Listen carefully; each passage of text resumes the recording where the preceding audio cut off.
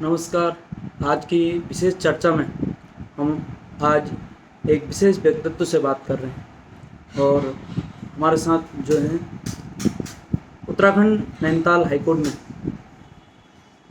वरिष्ठ अधिवक्ता श्री डी.के. जोशी जी, और आज हम इनके बारे में और कैसे पहाड़ के एक भौगोलिक क्षेत्र, दूरस्थ ग्रामीण क्षेत्र से आगे कैसे हाईकोर्ट में प्रैक्टिस करी, कैसे लॉ प्रोफेशन चुना, जिससे कि आज इंटरव्यू करने का विशेष उद्देश्य हमारा ये है कि जो हमारे पहाड़ के भौगोलिक क्षेत्र के लोग हैं, आज इंटरनेट का माध्यम है, कश्मीर से कन्याकुमारी एक हो चुका है, तो ये जागरूकता फैलाने के लिए कि कोई प्रेरणा ले सके जो आने वाले हमारे पहाड़ के बच्चे हैं।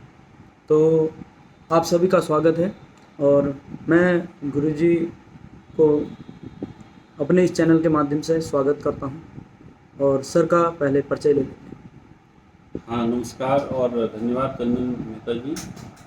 आप भी एक प्रखर अधिवक्ता हैं और युवा साथी हैं, तो मुझे अच्छा लगता है कि जब हमारे लोग जागरूक होकर के न केवल स्वयं जागरूक हैं बल्कि लोगों की भी मदद कर रहे हैं। फिर जहाँ तक अधिवक्ता व्यवसाय का सवाल है, ये तो एक डायरेक्ट समाज सेवा का बहुत बड़ा माध्यम है, क्योंकि अधिवक्ता ही एक ऐसा व्यक्ति है जो टॉप लेवल और जो नीचे ग्रास रूट लेवल, उन दोनों के बीच की कड़ी, अगर ये कड़ी प्रॉपर और लोगों के सहयोग के लिए अगर हो जाए तो मैं समझता हूँ कि हम एक बेहतर और मजबूत समाज बना सकते हैं। और ये तो एक ऐसे उस तैराक की तरह है कि आपको न केवल स्वयं के लिए तैरना आना चाहिए बल्कि किसी डूबते हुए को भी आप ले आए तैर करके, तो उसको बचा पाएँ। तो इस प्रकार के ये काम में हैं, जैसे परिचय आपने दे दिया।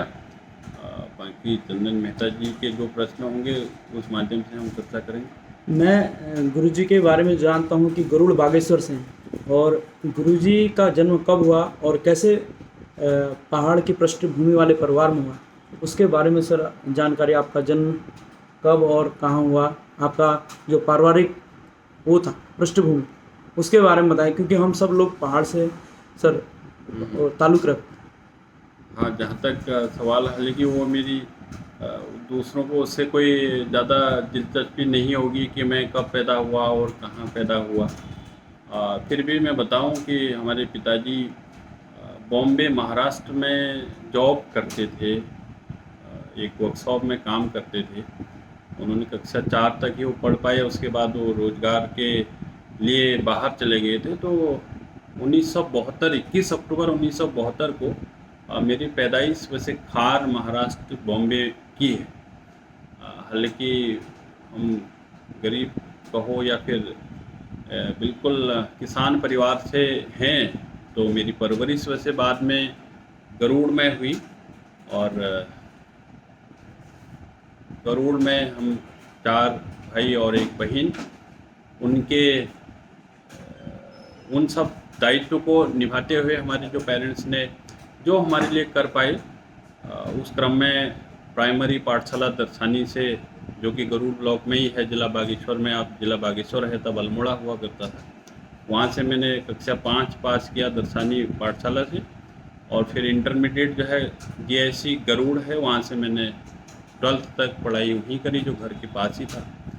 और फिर चाहता तो मैं बीएससी करना चाह रहा था, लेकिन आर्थिक स्थितियाँ ऐसी नहीं थी कि मैं घर वाले हमें बीएससी करने के लिए भेज सकें।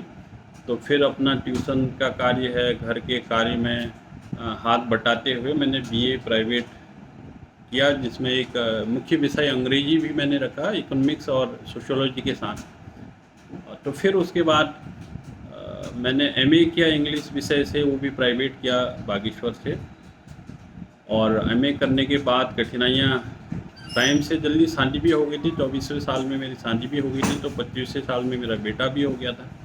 तो जिम्मेदारियां सांसारिक रूप से भी साथ साथ चल रही थी, लेकिन एक स्थायी अपना ठिकाना जो है मैं बना नहीं पाया या हमें उपलब्ध नहीं हो पाया। फिर 1998 में मैंने लॉ उसके एडमिशन के लिए अप्लाई किया और फिर मेरा लॉ में हुआ तो अल्मोड़ा से फिर मैंने अल्मोड़ा कैंपस से 2000 अंत में या 2001 के पूर्व में मैंने फिर एलएलबी पूरी की। सर मैंने सुना कि आपने एलएलबी ये इस अंतराल में पास करके उसके बाद बच्चों को कोचिंग देते थे। आपने ये नहीं सोचा कि मैंने वकालत कर ली तो मैं प्रैक्टिस करूं, तो इसका हाँ, क्या ये भी रीज़न था सर? बल्कि क्योंकि समस्या ये होती थी, मैंने कहा कि अपना गुजारा, मुझे थोड़ा ये भी था कि जॉब में हम अपनी एनर्जी कम से कम या तो अच्छे एसोसिएशन के साथ लगाएं या अच्छे लोगों के साथ लगाएं। तो खाली पैसा कमाने मात्र से जॉब करने के लिए ये कभी दिल में रखा नहीं। तो ट्यूशन पढ़ाता था, तो 2000 में जब मेरी एलएलबी हो गई थी तो मेरे लिए एक रजिस्ट्रेशन करना एक प्रकार के आर्थिक संकट का भी एक प्रश्न था कि अगर मैंने अधिवक्ता के रूप में रजिस्ट्रेशन कर लिया तो मेरी कमाई का क्या होगा, यानी अर्थी मैं सुबह शाम जो अपना गुजारा करता हूँ ट्यूशन पढ़ा के, वो कैसे होगा। तो मुझे 5 साल लगे वो सब सोचने में कि मुझे रजिस्ट्रेशन कराना भी चाहिए या नहीं। तो अंततः फिर 5 साल बाद फिर मैंने रजिस्ट्रेशन कराया। और नहीं तो मैं 1989 से लेकर के 2005 करीब ऑलमोस्ट 17 साल में बच्चों को इंग्लिश, क्योंकि मेरा विषय अंग्रेजी रहा है, तो अंग्रेजी भी पढ़ाने का मेरा शौक़ भी था और वो मेरा एक प्रकार से गुजारा भत्ता भी था।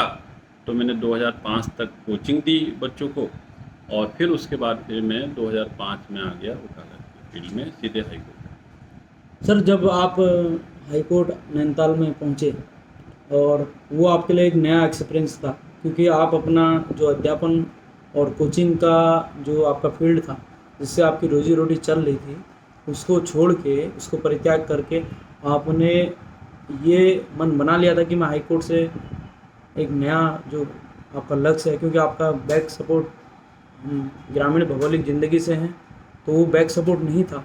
उसके बावजूद आपने सर कैसे मन बनाया कि मैं हाई कोर्ट में प्रैक्टिस करूंगा और आज जिस मुकाम में हैं उसके लिए हमें भी गर्व है कि गुरुजी आज हर तबके को अपनी सेवा दे रहे हैं, चाहे सामाजिक संगठनों के माध्यम से और हर माध्यम से। सर आपने कब सोचा कि मैं यहाँ सब अचीव कर लूँगा जो एक मनुष्य में मतलब हाँ, हर जहाँ इंसान। तक हाँ, चंदन भाई, जहाँ तक सवाल है व्यक्तिगत उपलब्धि का और व्यक्तिगत अचीवमेंट्स का, ये तो कभी दृष्टि में ऐसा रहा नहीं। हाँ, इतना ज़रूर है कि हम एक जो हमने बचपन में पढ़ा था, वह शक्ति हमें जो दयानिधि कर्तव्य मार्ग पर डट जाएं, या फिर कहिए कि जो कविताएं हमने कक्षा 5 तक पढ़ी थी, जो नॉलेज हमने कक्षा 5 तक पढ़ी थी, चाहे नैतिक शिक्षा थी या फिर विज्ञान था, चाहे साहित्य था, तो मैं समझता हूँ वो ज्ञान अपने आप में इतना ज़्यादा पर्याप्त था कि हम उसका ही अगर अनुपालन करके एक आदर्श व्यक्तित्व के रूप में अपने आप को बनाए रखें तो वो ही सबसे बड़ी उपलब्धि है।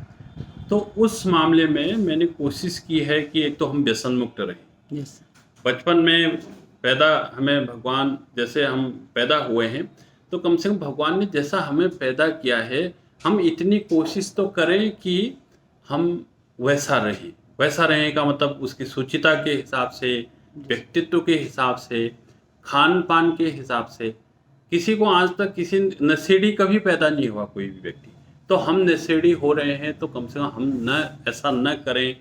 और दिमाग ओपन के साथ ही आदमी पैदा हुआ है, तो हम एक ओपन माइंड रखें। ये नहीं कि किसी के साथ द्वेष रख रहे हैं, किसी के साथ एनमिटी रख रहे हैं, तो वो आचरण को बनाए रखें। तो उसके लिए कठिनाइयाँ भी ज़रूर होती हैं, आपको पारिवारिक दायित्व भी निभाने होते हैं, सामाजिक दायित्व निभाने होते हैं, रिश्तेदारों के साथ आपको। तो पहला जो मैं समझता हूँ, जो मैंने लक्ष्य कायम रखा, मैं चाहे पहले मैं टीचर था, उसके बाद मैं अधिवक्ता भी हो गया हूँ, तो मैं अधिवक्ता भी आज उसी टीचर की तरह हूँ, चाहे वो आचरण के कहो या फिर खान पान से कहो। तो वो सब बनाए रखा। कठिनाइयाँ ज़रूर थी और होते होते लोगों का विश्वास मेरे ऊपर आया कि हाँ, मैं उनके लिए कुछ न्याय के संघर्ष में उनका साथ दे सकता हूँ। तो बहुत सारे लोग जिनको वास्तव में ज़रूरत होती है वकील की, तो उनकी चाहे आर्थिक स्थिति जो भी हो, उनको कैसे मदद करें, एक मदद की मंशा से उनके साथ संघर्ष में शामिल होने से लेकर के अभी तक जो भी चल रहा है, वो मैं अपना कर्तव्य निर्वहन इसको समझता हूँ, अपना फ़र्ज़ समझता हूँ जो मैं कर पा रहा हूँ। बाकी मुकाम का जहाँ तक सवाल है, मैं जैसा पहले दिन था वैसे आज भी हूँ। मैं सर मैंने ये सवाल पूछा और कि आप हाई कोर्ट में आज एक हम कह सकते हैं कि गुरुजी अपने फील्ड में उत्कृष्ट कार्य कर रहे हैं। और गुरुजी आपके बचपन में कोई ऐसा किस्सा, कोई ऐसा आपको क्या शौक़ था बचपन में? आपने कोई घर वालों के बारे में कोई एक रोचक कहानी कुछ आपके जीवन में घटी हो? आपके क्या शौक़ थे? आप कैसे मिजाज के थे? उसके बारे में कि अब जहाँ तक हम शौकीन लोग तो हैं ही नहीं, तो ऐसा कोई शौक़ रहा नहीं। हाँ, इतना ज़रूर है कि पहाड़ की मतलब मुझे पहाड़ी सब कुछ अच्छा लगता है। हिमालय हमारे घर से दिखता है तो रोज़ हिमालय देखना मेरी बचपन से और आज भी आदत है कि अगर हम हिमालय देख लें तो मन बड़ा खुश हो जाता है। तो प्रकृति में जब खेलने का भी शौक था, खेलना कूदना, चाहे उस बचपन में तो कबड्डी हुआ करते, कबड्डी थे, अड्डू खेला करते थे, डांडी हम कहते थे, बाग बकरी होता था, जी सर। वो सब हमने बचपन में खेला है। और गाय भैंसों के जो भी काम होते थे या फिर खेतों में जाना है, मतलब बकायदा हल जोतना है और चारे के लिए ले जाने के लिए ग्वाला जानने का काम है। तो वो हमारा जीवन ज़्यादातर उन परिस्थितियों में ही गुजरा। और बागवानी का भी शौक था, पेड़ पौधे हो गए या फिर नर्सरी हो गई, फूल हो गए, तो ये सब करने का शौक था। मतलब शौक का मतलब रुचि थी वहाँ पर, तो उसमें हमारा ज़्यादा मतलब मन रहा। हाँ, इतना ज़रूर है कि एक कभी भी ये ज़रूर मन में रहता है और इसमें आज भी इंटरेस्ट है कि हम किसी को गाइड कर सकें, किसी को हेल्प कर सकें, किसी का मार्गदर्शन कर सकें, ताकि वह अपने लक्ष्य जो प्राप्त उसने मन में रखे हुए हैं, उनको कर सकें। सर हम बीच-बीच में जब अखबारों में भी पढ़ते हैं कि आप जनहित याचिका के माध्यम से वो पहाड़ अपने गरुड़, बागेश्वर, अन्य ग्रामीण इलाकों के लिए सर उनके लिए आप लड़ाई लड़ रहे हैं। आपका विज़न क्या है सर पहाड़ के लिए? आप क्योंकि आज भी मैं जब देखता हूँ कहीं पर भी आपका इंटरव्यू या अखबार प्रकाशन के माध्यम से पहाड़ के प्रति आपका एक ख़ास लगाव है। तो आप जो हमारे राज्य की सर्वोच्च न्यायिक संस्था है, हाई कोर्ट के माध्यम से क्या-क्या अभी प्रयास कर रहे हैं सर और क्या-क्या प्रयास किए हैं? हाँ, चंदन भाई, जहाँ तक सवाल है ग्रामीण क्षेत्र के लिए कुछ करने की, क्योंकि मैं गाँव से जुड़ा हूँ और गाँव का व्यक्ति हूँ, तो संविधान ने हमें बहुत सारी शक्तियाँ दी हैं। नागरिकों मतलब हमारे भारत के लोगों ने ही संविधान बनाया है, तो उससे बड़ी जिसके पास संविधान बनाने की पावर है, तो समझ लीजिए कि उसके पास क्या नहीं है। लेकिन आज हमारे जो नीति बनाने वाले लोग हैं, वो जितने भी सरकारें हैं, तो वो थोड़ा-सा कहीं न कहीं भटक रहे हैं। भ्रष्टाचार हो गया और परिवारवाद हो गया, हम बहुतायत में देख रहे हैं। अब ये मंत्री का देखिए ना आप, ठीक है, मंत्री को 50,000 रुपये अलाउंस मिलता होगा, थोड़ा बहुत अपना खर्चा चलाने के लिए मिलता होगा, लेकिन क्या उनके बच्चे रोज़गार नहीं करेंगे क्या? लेकिन आप देखिए, क्या उनका कोई हमारे मंत्री का बच्चा कोई मोबाइल शॉप खोले हुए है? या कोई 4th क्लास की नौकरी कर रहा है? नहीं कर रहा है। यानी उनको रोज़गार की ज़रूरत नहीं है। उनको रोज़गार की ज़रूरत नहीं है का अर्थ क्या है? भई उनको रोज़गार की ज़रूरत नहीं है का अर्थ ये है कि वो कहीं न कहीं गड़बड़ कर रहे होंगे। नहीं तो 5 साल के कार्यकाल के बाद मंत्री जी फिर कहाँ जाएँगे, उनके बच्चे क्या करेंगे? तो उनको तो अपना कोई हिल पकड़ना चाहिए ना, लेकिन हम नहीं देखते ऐसा। तो हमारे हक मर रहा है पहाड़ के कमज़ोर लोगों का, गरीब लोगों का। तो जो राज्य होता है वो कल्याणकारी उसकी धारणा होती है। माने जो सबसे निम्नतम व्यक्ति है, उसके कल्याण के लिए सोच रखने वाले लोगों की ज़रूरत होती है। हम देख रहे हैं पहाड़ों में बहुत सारी अव्यवस्थाएँ हो रही हैं। गरुड़ में ही, बागेश्वर में देखिए ट्रॉमा सेंटर, ब्लड बैंक, जब वहाँ हमारे साथी लोगों के सहयोग से पीआईएल हमने डाली कोर्ट में, तब जाकर के वहाँ ब्लड बैंक आया। उसका लाइसेंस तब मिला, कोर्ट में आया वो लाइसेंस, हाई कोर्ट में आया। उसी प्रकार से कूड़ा निस्तारण के मामले हैं। अभी गरुड़ नगर पंचायत बनाने वाली बात थी, तो अभी शराब नीति वाली बात थी जो हाई कोर्ट से ऑर्डर हुआ था। तो ऐसे कई मुद्दे हैं जो समाज के लिए जनहित याचिका के माध्यम से बहुत सारे बदलाव हुए हैं और बहुत प्रभाव रहा है उसका। तो वो मैंने एक जरिया वो भी रखा कि लोगों की इससे मदद हो जाए। सर, आज आप व्यस्त भरी ज़िंदगी को जी रहे हैं, तो आज आपकी जो सुबह का पहर स्टार्ट होता है और शाम तक का पहर, वो आपका कैसे बीतता है सर?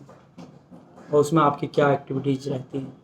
अब देखिए, मैंने जीवन ही ऐसा चुना या प्रोफ़ेशन ही ऐसा चुना या लाइफ़स्टाइल ही ऐसी चुनी है कि वो ज़्यादातर किसी को पसंद नहीं आती है या असहज स्थिति होती है। जैसे हमारे बच्चे भी हैं, वो भी परेशान हो जाते हैं, कभी मैं हर समय में व्यस्त बिज़ी हूँ, कभी कोई आ रहा है, कभी कोई आ रहा है, कभी कोई आ रहा है, उनकी अपनी व्यक्तिगत पर्सनल लाइफ़ भी नहीं बन पाती है। तो जहाँ तक रूटीन का सवाल है, मैं 6 घंटे सोता हूँ, चाहे मैं 11 बजे सोऊँ तो 5 बजे उठ जाता हूँ और 12 बजे सोऊँ तो 6 बजे उठ जाता हूँ। अगर मैं 10 बजे सो गया तो 4 बजे उठता हूँ, तो 6 घंटे की तो मेरी नींद है और नॉर्मली मैं 11 बजे सो के 5 बजे उठने का मेरा कार्यक्रम रहता है और उसके बाद नहाने-धोने मतलब एक वॉक मैं उसमें रखता हूँ, थोड़ा मेडिटेशन रखता हूँ और सुबह का मेरा जो खाना होता है वो फलाहार का रहता है मेरा, नाश्ता जो है फलाहार करता हूँ और फिर दिन में लंच हो गया, चाहे वो मतलब बाहर से करें या कैसे। शाम को फिर अगर अकेला रहा तो मैं खुद बना लेता हूँ, बच्चे हैं तो फिर बच्चों के साथ ये कार्यक्रम होता है और 11 बजे के बाद फिर मैंने कहा कि फिर मैं सोने की कोशिश करता हूँ कि मैं 6 घंटे की नींद निकाल सकूँ। सर, अभी हमने सुना कि आपने उत्तराखंड क्रांति दल हुँ, हुँ। को चुना है। तो सर, ये उत्तराखंड क्रांति दल जॉइन करने का आपका मकसद और उद्देश्य क्या है? अब देखिए, ज़रूरत दोनों तरफ से है। उत्तराखंड क्रांति दल को हमारी ज़रूरत भी है और हमारे लोगों को यानी उत्तराखंड को क्षेत्रीय दलों की भी ज़रूरत है। तो मैं तो ये कहूँगा कि मैंने क्षेत्रीय दल जॉइन किया है। हम जब संगठित हो करके आगे बढ़ेंगे तो कुछ पावर बन पाएँगे। तो मैंने क्रांति दल जॉइन किया है, उत्तराखंड क्रांति दल। तो मैं अन्य लोगों से भी कहूँगा कि आपको जो पसंद आए क्षेत्रीय दल, आप उसमें आए और ये क्षेत्रीय दल मिल-जुल करके ना जो उत्तराखंड रिमोट कंट्रोल से चल रहा है, वहीं देखिए आप भ्रष्टाचार और जो परिवारवाद है, वो सब जगह दिखाई दे रहा है, परिलक्षित हो रहा है। और अगर आपको स्टेट हमने माँगा है, हमारे लोगों ने राज्य माँगा है, तो वो लोग आएँ ना वहाँ पर, जो नीति बनाने वाले। तो वो लोग तब आ पाएँगे जब क्षेत्रीय नेता उसमें शामिल होंगे और क्षेत्रीय नेता क्षेत्रीय दल के माध्यम से ही आ पाएगा। कौन मुख्यमंत्री बनाया जाना है उसके लिए उनको दिल्ली, नागपुर या महाराष्ट्र के दौरे नहीं लगाने पड़ेंगे, बल्कि यहीं पर आपस में ही इधर इन 13 जिलों के भीतर ही विचार-विमर्श के लिए ही आना-जाना होगा और वो ये कठिनाइयों को जानते हैं, पहचानते हैं। तो इसलिए मेरा एक संदेश है वो कि क्षेत्रीय दलों को हम मजबूत करें। आपको जो भी दल पसंद आए या कोई आपको इवन आप नया दल भी बनाना चाहें तो मैं तो कहूँगा बनाओ, ऐसा माहौल तो क्रिएट करें आप। हाँ, चूँकि उत्तराखंड क्रांति दल बहुत पहला, मैं तो कहूँगा उत्तराखंड क्रांति दल के कोख से ही ये उत्तराखंड राज्य निकला है, तो क्यों ना एसोसिएट होना है तो उससे हुआ जाए, ये मैंने ऐसा सोचा और मुझे खुशी है कि उस दल के साथ मैं आज जुड़ा हूँ। सर, उत्तराखंड उच्च न्यायालय में आप कौन से फील्ड में काम करते हैं सर? जिससे हाँ, जहाँ तक फ़िल हालाँकि अधिवक्ता जो एडवोकेट्स एक्ट है, वो तो ऐसा कुछ नहीं बोलता है कि आप कोई स्पेसिफ़िक फ़ील्ड में काम करेंगे या कोई ये लिटिगेशन नहीं लेंगे या यही लेंगे। हमें ज़रूर मैं कहना चाहूँगा चंदन भाई कि जब मैं वकालत की फ़ील्ड में आया, कुछ चीज़ें मैंने दिमाग में रखी कि कैसे मैंने वकालत करनी है। नंबर 1 मैंने सोचा कि वकालत जो है सिविल साइड करनी है, क्रिमिनल साइड नहीं, सिविल साइड करनी है। और उसमें भी अगर हम हाई कोर्ट लेवल पर हैं तो सर्विस मैटर में, सेवा से जुड़े हुए, एम्प्लॉयमेंट से जुड़े हुए, किसी का नियुक्ति के मामले हैं, विज्ञापन निकला, नियुक्तियों में धांधली या नियुक्ति में गड़बड़ी होगी, किसी का लिस्ट में नाम नहीं आया या किसी का प्रमोशन नहीं हुआ, किसी को क्वालिफ़िकेशन से जुड़ा हुआ मामला है, किसी को इंक्रीमेंट नहीं मिला, किसी को पेंशन नहीं मिली, फैमिली पेंशन नहीं मिली। तो इस प्रकार के मामलों को मैंने एक ये चुना और दूसरा जनहित याचिकाएँ जिसको हम पीआईएल भी कहते हैं। तो उस क्षेत्र में काम करने का मैंने चुना नंबर 1 और जो दूसरा मैंने चुना कि पेड जूनियरशिप नहीं करेंगे। यानी कि हम बेशक हम कोई चैम्बर अटेंड करेंगे लेकिन पेड जूनियरशिप नहीं करेंगे क्योंकि फिर वो अगर हमें आदत पड़ जाएगी तो हम ग्रो नहीं कर पाएँगे। तो ये 2 और तीसरा वकील होने के बावजूद भी आपको वह सदाचार, वह ईमानदारी और वह सच्चाई, क्योंकि झूठ अगर आपने बोल दिया ना तो सब स्पॉइल हो गया। जैसे दूध में ना अगर आपने एक बूंद भी अगर आपने उसमें चीनी डाल दी या फिर खट्टा डाल दिया तो वो दूध फट जाएगा।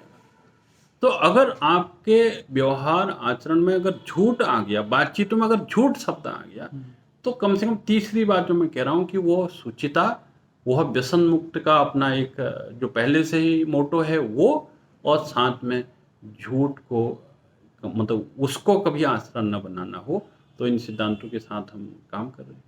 सर कोई हर किसी की ज़िंदगी में एक शब्द होते हैं, दो शब्द, काश और मगर, कहते हैं कि रह जाता है। तो कोई आपका अभी तक के जो जीवन है उसमें काश और मगर शब्द आपका रहा सर? अब अभी तो ये बहुत जल्दीबाजी होगी, क्योंकि कोई ऐसी चीज़ होगी तो हम सब कर सकते हैं, आज नहीं तो कल कर सकते हैं। तो सब कुछ संभव है, एवरीथिंग इज़ पॉसिबल। और मैं तो यही मानता हूँ कि कुछ भी असंभव नहीं है। तो इसलिए ये प्रश्न का उत्तर देना जल्दीबाजी होगी कि अगर मुझे कोई चीज़ नहीं भी मिली है तो अभी समय है, मैं उसको प्राप्त कर सकता हूँ और मुझे पूरा विश्वास है कि हम उसको करेंगे। जी सर। वो दुष्यंत कुमार की लाइन है कि एक पत्थर तबियत से उछालो आसमान में सुराख कर देता है। तो वो शब्द हमारे गुरुजी के लिए एकदम फिट बैठती हैं। और मैं सर से पूछूंगा कि बार और बेंच के रिलेशन और वादकारियों के लिए सर क्या कॉम्बिनेशन होना चाहिए, उस बारे में, बार और बेंच के रिलेशन और वादकारी और एक अधिवक्ता के क्या रिलेशन होने चाहिए, जिससे कि न्याय प्रणाली सुचारू रूप से चल सके और न्याय मिल सके लोगों को, वादकारियों को। हाँ, देखिए, जहाँ तक न्यायतंत्र का सवाल है, ये सब प्रजातंत्र के सिस्टम में हमारे जो जहाँ जुडिशरी एक बहुत बड़ा स्तंभ है, यानी न्यायपालिका, कार्यपालिका और विधायिका के अलावा, तो वहाँ पर अधिवक्ता एक बहुत बड़ा एक बीच का एक मध्य बिंदु होता है। तो वादकारियों के लिए सब होता है ये पूरा सिस्टम। तो हम जरूर देख रहे हैं, दुर्भाग्य से, कि इसमें एक तालमेल जैसा नहीं दिखता, इंटरेक्शन ज़्यादातर नहीं होता, क्योंकि सब अपने अपनी जगहों पर पड़े हैं। जहां हम कहते हैं कि अधिवक्ता नहीं, वादकारी का हित सर्वोपरि, इसका मतलब वादकारी सबसे बड़ा होना चाहिए। लेकिन वकील अगर वकील समझे कि वो वादकारी से बड़ा है, तो फिर वो डिस्टेंस को मेंटेन करने की कोशिश करेगा, तो फिर वो फ्रस्ट्रेट होता है। उसी प्रकार से जज साहब जो हैं वो वकील से ज़्यादा बड़े नहीं हैं, तो अगर वो अपने को वकील से बड़ा समझने लग जाए तो वो डिस्टेंस मेंटेन करने की कोशिश करेंगे, और जहाँ हम डिस्टेंस मेंटेन करेंगे वहाँ कम्युनिकेशन गैप होगा, सामंजस्य की तो कोई फिर बात ही कहाँ है। तो ये जब तक सब ये न समझें कि वादकारी भी उतना ही इम्पोर्टेंट है जितना एक जज है, जी सर, और अधिवक्ता भी उतना ही इम्पोर्टेंट है जितना एक जज है, और जज को बेशक हमें रिस्पेक्ट देनी चाहिए, जो संवैधानिक व्यवस्थाएं हैं उसके अनुसार पूरी उनको रिस्पेक्ट देनी चाहिए, जो उनके कोर्ट के द्वारा जो फैसले आते हैं उनको हमें रिस्पेक्ट देनी चाहिए। लेकिन छोटा बड़ा अगर हम कहें तो तीनों बराबर के स्तर में होने चाहिए, वादकारी, वकील और जज। तो ये चीज़ की कमी हो रही है, और इसमें लगातार हमारे जो बार एसोसिएशन हैं उन्होंने ये मतलब इस पर काम करना चाहिए। जो सिविल सोसाइटीज़ हैं हमारे, उन पर उन्होंने इस पर काम करना चाहिए, और जजेस को तो फिलहाल ज़रूरत नहीं हो रही है तो वो कुछ करेंगे नहीं, लेकिन हमें थोड़ा सा इसके लिए थोड़ा एक्टिविज्म दिखाना चाहिए। सर हमारे पहाड़ के जो लोग अभी बच्चे वहाँ शिक्षा ग्रहण कर रहे हैं, और हमारे जो सोसाइटी है वर्तमान में, उनको क्या संदेश देना चाहेंगे सर कि कैसे वो आगे बढ़े? हाँ, तो पहली बात तो ये कि शिक्षा ऐसी हो कि एक अच्छा नागरिक बनाए, जी और सबसे बड़ी मैं समझता हूँ कि सबसे बढ़िया शिक्षक यदि कोई होती है ना, वो माँ होती है। अगर माँ की बात कोई मान ले, माँ हमेशा पूछती है बच्चे से, खाना खा लिया? अगर बच्चे ने सही जवाब दिया जी तो बच्चा हमेशा मजबूत रहेगा। तो माँ जैसा बोलती है, जैसा पूछती है, अगर आपने सच्चाई से उसका जवाब दे दिया तो देखिए कि माँ के अंदर केयर होती है, माँ के अंदर वो शिक्षा है जो दूसरे के दर्द को समझने वाली बात होती है। तो मैं समझता हूँ कि शिक्षक यदि कोई है पहले माँ, तो माँ माने मातृत्व शक्ति को हमें थोड़ा मजबूत करना होगा। जी कहते हैं कि अगर आपने एक किसी पुरुष को या किसी अन्य व्यक्ति को या पढ़ाया तो एक व्यक्ति को आपने पढ़ाया, अगर आपने एक महिला को पढ़ाया तो आपने पूरा परिवार को पढ़ाया, जी आपने पूरा समाज को पढ़ाया, आपने पूरे प्रदेश को पढ़ाया, आपने पूरे देश को पढ़ाया।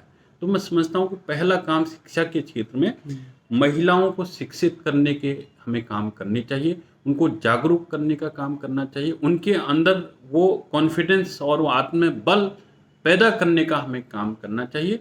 और दूसरा अपने कर्तव्य का निर्वहन, चाहे वो एक रिक्शा चालक हो, चाहे वो झाड़ू लगाने वाला हो, पर्यावरण मित्र हो, चाहे वो शिक्षक हो, चाहे वकील हो, सबको अपना कर्तव्य जरूर निभाना चाहिए। और वो हम देख रहे हैं कि कहीं न कहीं शिक्षा विभाग से लेकर के अन्य सभी विभागों में ये लापरवाहियाँ भी दिख रही हैं बहुत सारे लोग, कि वो अपने कर्तव्य को एक लापरवाही के तौर पर लाइटली ले रहे हैं, जिससे काम नहीं हो रहे। सर धन्यवाद जुड़ने के लिए। और आगे एक अंतिम सवाल है सर, कि आप आगे और क्या करना चाहते हैं इस समाज के लिए, और आपके क्या लक्ष्य हैं सर आगे के लिए? अब देखिए चंदन भाई, ऐसा है कि कहते हैं कि दुनिया गोल है, जी। और वास्तव में गोल है। अगर आप सुबह देखिए ना कि जहाँ से सूरज निकला, फिर वो शाम को घूम करके फिर सुबह फिर वहीं आ जाता है। जी तो ये गोल चक्र है एक। तो हम सुबह से शाम तक जो करते हैं, एक छोटा सा सर्किल हमने 24 घंटे का बनाया। जी अब एक लाइफ होती है, लाइफ में भी एक सर्किल होता है, फिर वापस वहीं आता है। जैसे पहले बचपन छोटा बच्चा होता है, फिर धीरे धीरे उसकी शक्तियाँ ऐसी हो जाती है तो वापस फिर वो उसी अवस्था में आने लगता है। तो चक्र है।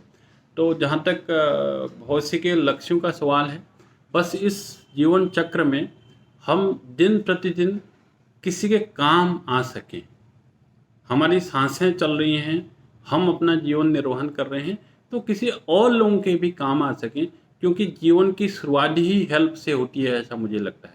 अगर माँ बच्चे को जन्म देते समय उसका अगर ध्यान नहीं रखती, तो शायद वो बच्चा आगे मतलब बढ़ ही नहीं सकता है। अर्थात जिंदगी की शुरुआत ही हेल्प से होती है। तो मेरा तो लक्ष्य यही है कि मैं दिन प्रतिदिन उत्तरोत्तर अधिक मात्रा में किसी के काम आ सकूं, यही मेरा लक्ष्य। धन्यवाद सर जुड़ने के लिए, आप सभी का धन्यवाद। Thank you.